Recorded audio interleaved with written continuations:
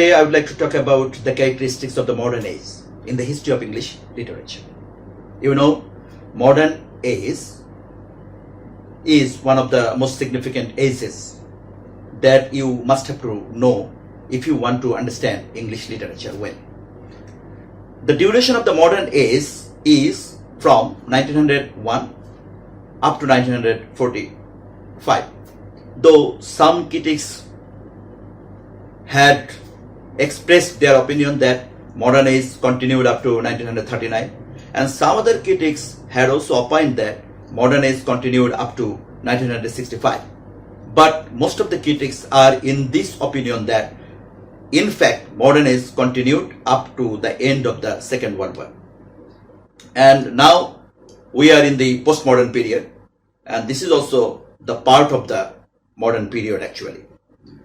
So actually modern period is very much complicated period because you know there are two world wars, First World War and Second World War. These two world wars had influenced a lot in this modern period.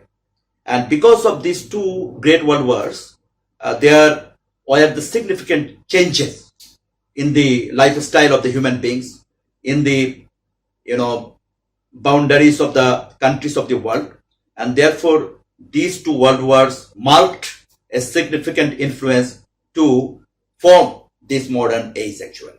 So if we try to find out the characteristics of the modern age, then we will find there are some things that had happened in this era or in this age. The first one, which is considered to be the most important one, is that during this modern period we find the theme of loneliness, theme of segregation. Human beings are very much separated, isolated from one another, and the countries are also very much isolated from one another. Human beings do not or didn't have any sort of relationship, and that segregation, alienation, or the isolation can be considered to be the most significant characteristic of the modern age. If we think about other characteristics, then we will find that during the modern period, people are very much nostalgic because modern people are not satisfied with the present, and therefore they would like to go back to the past, and that is why nostalgia is considered to be another significant characteristic of the modern age. The next one that we find is during this modern period is the racial conflict. During the modern period, there are the racial conflicts, apartheid, color discrimination, prevalent in the different countries of the world, and that can be found to be present in the literature of the modern period. And we also find during this modern period the independence of former colonies, former European colonies, the independent movement and the independence of the former colonies can be considered to be another significant trait of the modern period. The emergence of the continental literature, the emergence of the literature of the former European colonies can be considered to be another significant characteristic of the modern age.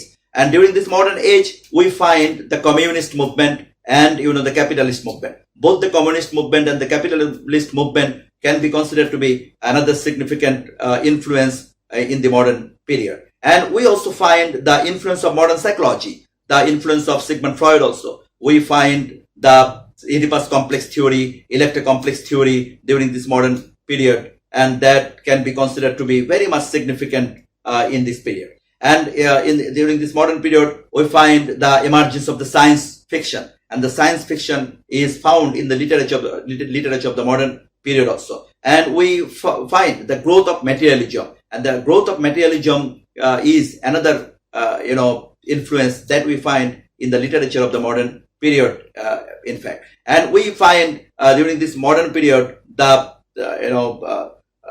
conflict, psychological conflict of the modern people. Modern people suffer from different type of psychological conflicts, and though that psychological conflicts are found to be reflected in modern literature. And another significant thing that we find in the modern period is the stream of consciousness technique. In the writings, we find the stream of consciousness technique. And stream of consciousness technique means the fluctuation from the